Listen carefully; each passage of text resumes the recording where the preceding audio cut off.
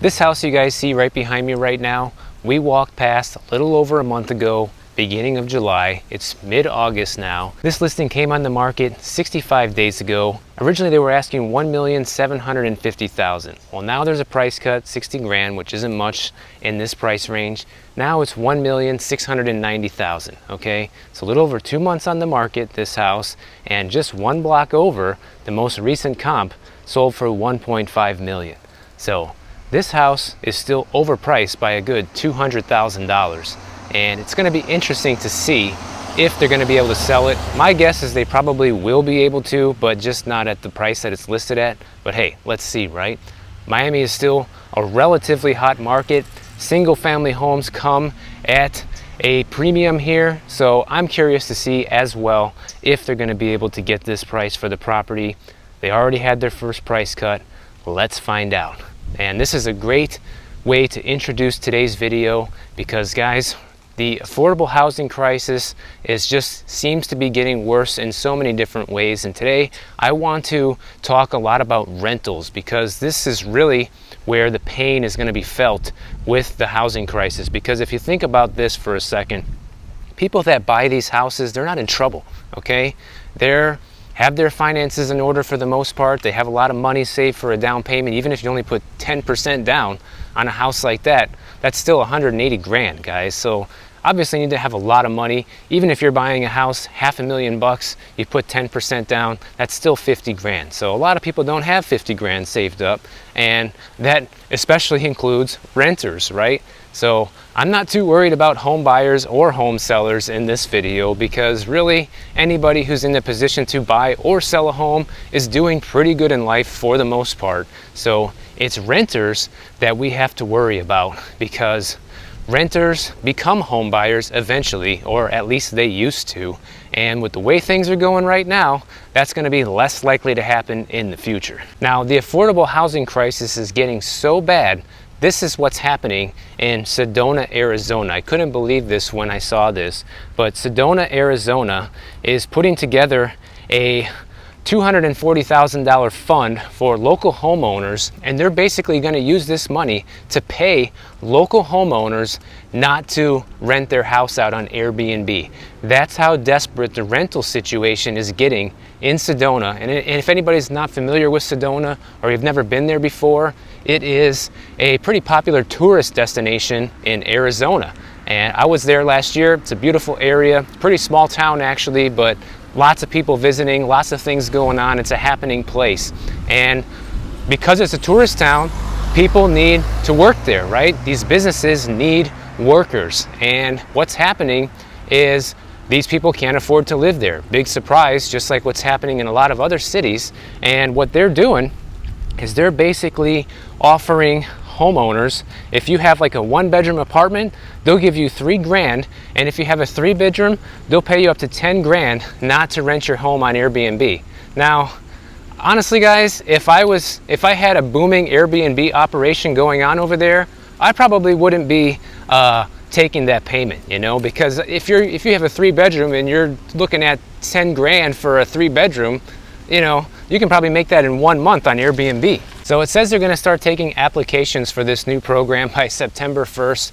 We'll see if there's going to be any takers. That's going to be an interesting thing to follow up on because, you know, you can make a lot of money with Airbnb, especially in a touristy place like that. And I just don't see people that have these Airbnbs giving up that nice, you know, juicy income every month in order for a one-time payment, 3,000 or 10 grand. That's kind of like nothing. You can make that up in just 1 or 2 months of doing the Airbnb. So, but that's how desperate different cities are getting right now for affordable housing, and that's just one example. We got another one for sale here.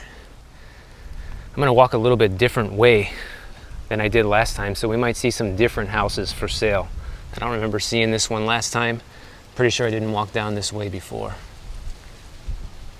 And the other reason why this is a problem is because only 4% of all the housing in Sedona is apartments. The rest are single family homes essentially. So it's pretty unaffordable for somebody who needs to live and work there. And I think Sedona is going to be the perfect example of what we're going to be seeing in a lot of other cities across the country, especially touristy cities like Miami is one of them. You know, we're a big touristy city. We get tourists all year long here, and there are people getting priced out left and right, especially with rentals right now. Right now, Miami is like literally the most expensive city to rent a one-bedroom apartment across the entire country, which is nuts, guys. It's totally nuts. You know, we're beating places like New York and San Francisco and LA, like places where you can make a lot more money. And most of that is due to a lot of people moving here during the pandemic and people that can work remotely, because Miami was very affordable prior to all this happening, because rent prices here have literally gone up 40% in just a year. So that's crazy. That's an insane hike, all right? I have a feeling we're gonna see a lot of houses for sale on this walk. Here's another one right here.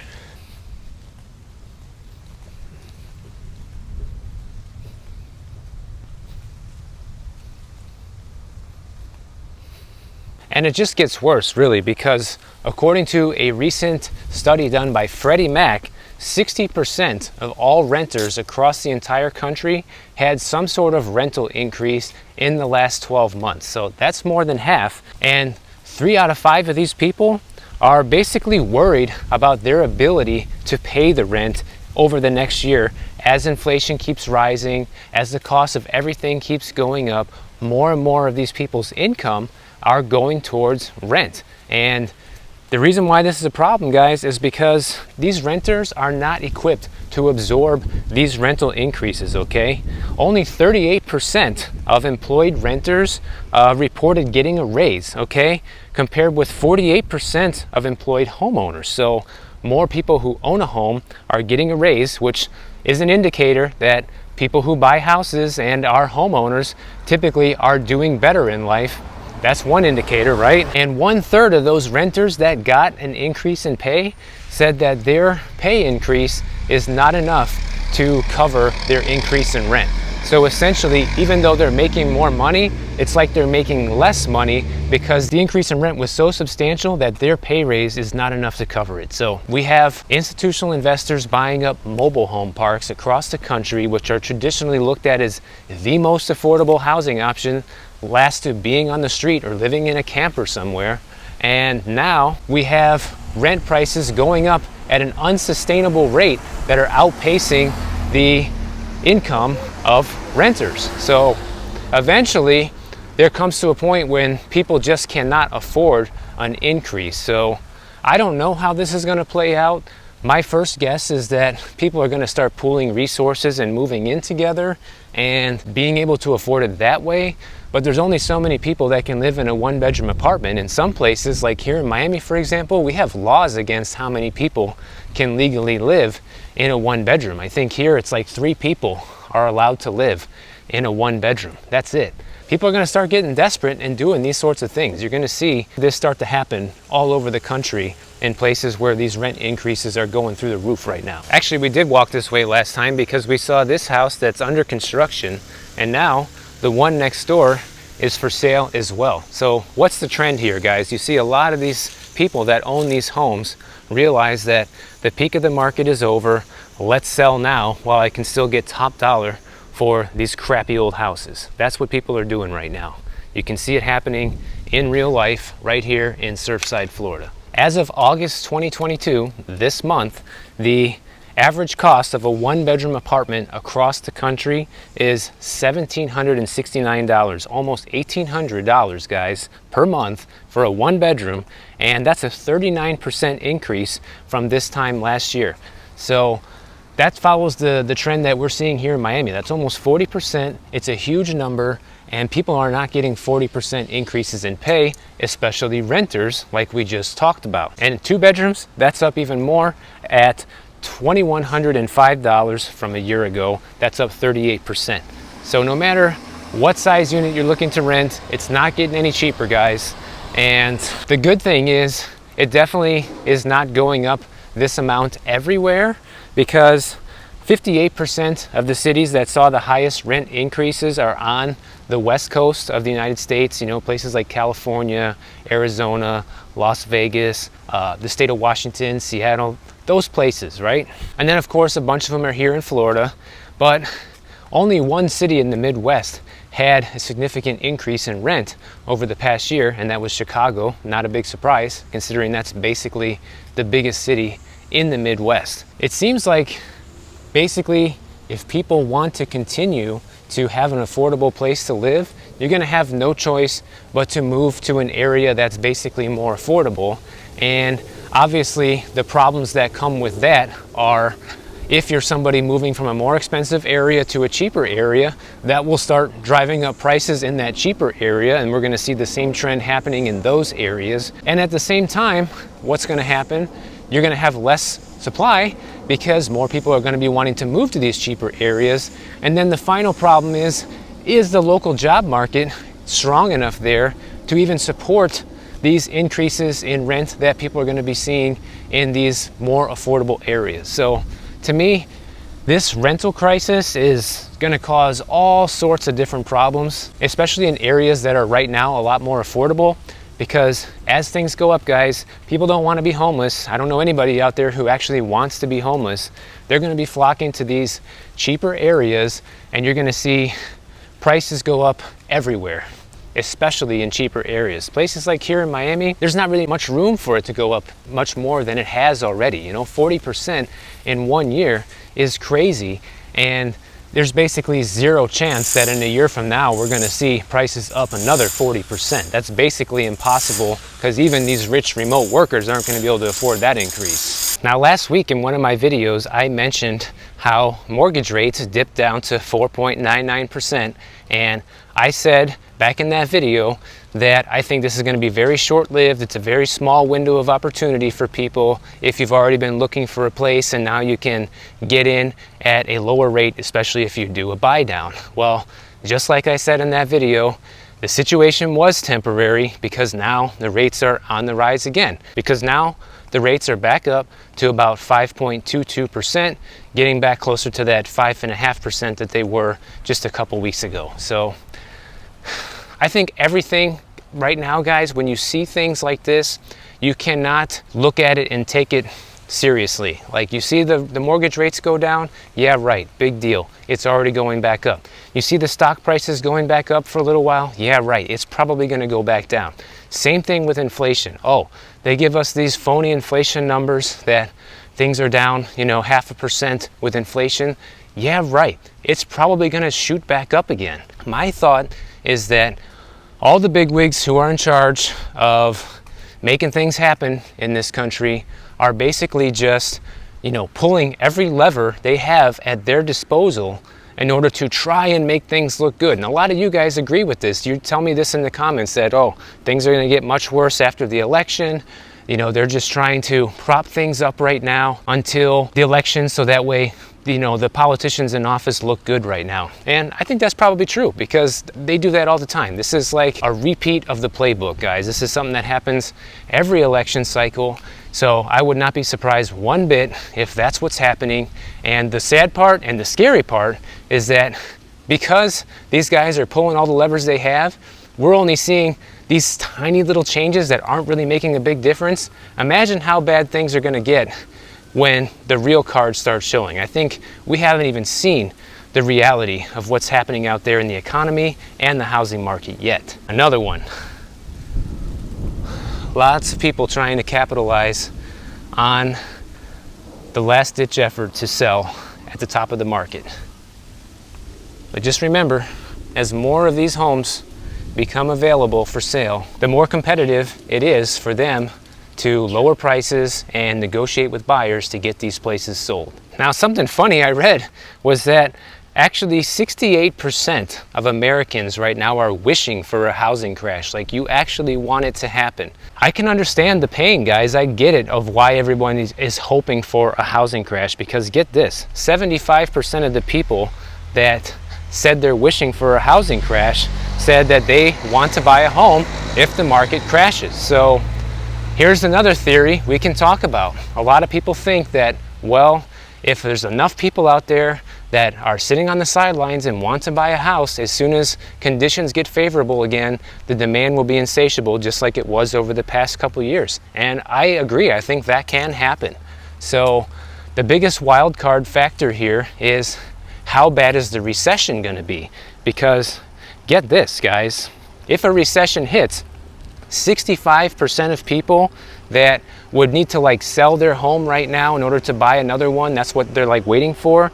They say that they would need to sell their home if a recession hits, because they're going to be in trouble and probably won't be able to make their payments, because a bunch of these people are basically saying that they're going to be underwater on their mortgage if the recession gets bad and their home price starts to dip.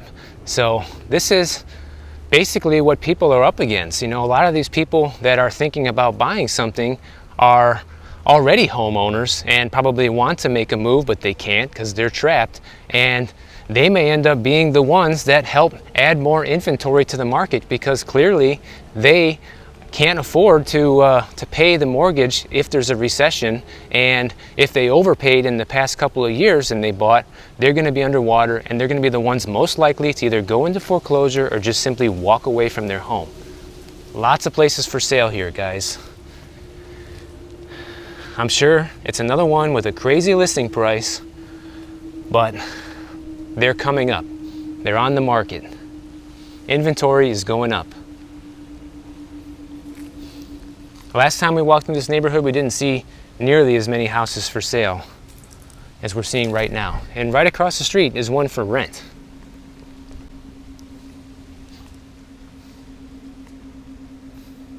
But this whole thing about Americans wishing for a housing crash is just like the gas price thing that we're seeing right now.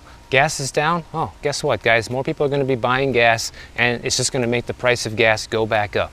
Everything works with supply and demand, and real estate is no different. So if people rush back into the market to buy, then prices are going to continue to go up. But the thing that I think is that everybody keeps forgetting about is the recession, and how many people are actually going to be able to capitalize on that if the recession comes. Now think about this. Out of all these people that are wishing for a housing market crash, on average, these people have about $29,000 saved up for a down payment on a house, basically hoping for a crash to come. So that's about 30 grand. Now, probably in a lot of more affordable areas across the country, that might be just barely enough for a down payment, but it's still not enough, guys, especially with how much houses cost right now. Think about this. Even a $300,000 house, 10% down payment's already 30 grand. We're not even talking about closing costs. We're not talking about home maintenance. We're not talking about anything like that. And one thing that's for sure is it's never a good idea to just put all of your eggs into the house and you'd have no money left over once you move in and be house poor. And one thing goes wrong, oh boom, you need a new air conditioner, you know, $5,000 expense, you're wiped out. You got to go into debt now to pay for these things. So these guys that are saving for the housing crash still don't have enough money to actually capitalize on buying something yet when a crash does happen, or if it even happens at all. So let me know if you guys are one of these people that are waiting for the housing market crash, or you're actually wishing for a crash, because I know a lot of you are wishing for a crash. You tell me about it all the time in the comments. And overall, I look at this as a positive thing if one does happen, guys, because we need prices to go down and we need things to be more affordable. But then again, we could just be back in the same cycle that we were over the past 2 years of the feeding frenzy in the housing market if a crash does occur. So let's see. But if there is a recession and less people have a job, they're going to need to dip into that 30 grand of savings just to live, and I don't think they're going to be using it to buy a house during a housing market crash. Check this out, guys. This big gated area right here leads over to Indian Creek Island, which is basically the most expensive neighborhood in all of Miami. It's a big private island. You got to cross that bridge with the guard gate to get over there, and a ton of celebrities and really rich people own properties over there. The houses over there range from like 30 to 60 million. It's insane how much those houses cost, and they have their own little police force. They have even a police boat that circles the island. I'm going to take you over here by this little picnic area and see if we can see the police boat. So they have this little path you can walk over here, and there's a picnic table at the end. I've come over here and had lunch a couple times. You can see the island. I think Tom Brady's moving over there. I know Trump's daughter is having a house built in this neighborhood. So really, this is the island of America's and Miami's elite right over here, guys. You can see the yachts parked over there. Super expensive, super luxurious. I don't know if we'll ever get a chance to go over there. Yeah, check it out. You can see the police boat right there. There's probably one circling around the island too. 24-hour security, guys. Now, as if these rent increases weren't bad enough, renters are even in bigger trouble because everything is costing so much that, get this, guys, about 30% of all Americans, it didn't say if it's renters, homeowners, probably everybody, say they have needed to use credit cards or loans to meet their spending needs in the prior week. And that was from the week of June 29th through July 11th. So just about a month ago, 30% of people out there are saying they need to take some sort of loan or use their credit cards just to make ends meet. Now, this to me is disaster. I mean, I know what it's like to be there and be that broke. I have been that broke. When I first moved to Miami, that was me, guys, and that was during the last recession. I moved here in 2008. Now, obviously I was young, and that was the reason I was broke, because I just had no money, you know, I was 20 years old. But I know what it's like to have to live off of a credit card and buy things that you really can't afford just to get by. And it sucks, guys. It totally sucks. And I really feel for anybody who's in this position right now, because it's probably just going to continue to get worse, because inflation right now is still really high, much higher than the Fed's 2% target. And with the home prices and rent prices where they're at, food, gas, everything across the board, I just don't know how people are going to make it and when something's going to be done about this. I mean, all I can do is really talk about it and share some of these issues with you guys here and bring awareness to the topic. But other than that, there's not much I can really do. And to make things even more difficult, we're seeing a lot of renters start to opt to renew their lease and stay in place despite the increases, because moving is even more of a daunting task. Trying to get a place right now when there's a ton of competition in the rental market obviously is not feasible, especially if you have to work for a living. Trying to go see apartments before they get snatched up and getting in bidding wars with other tenants is not something a lot of people want to do right now, and it's easier to just pay the increase. So you think we had a big problem with housing inventory for people that want to buy? We haven't seen anything yet, I don't think, when it comes to the rentals. I think this whole rental crisis is going to continue to get worse until buying a house becomes affordable again. And how are people going to be saving money for a down payment on a house if like 60% of their income is going towards rent? So this is a real problem we're facing right now. And I don't know how this country is going to dig out of it, but I'm definitely going to be here to give you guys my opinion and thoughts on where I think things are headed and what we're seeing next happening in the housing market. If this video was enjoyable or entertaining, please consider subscribing to the channel and check out my next video on the screen right over here, and I'll see you over in the next one.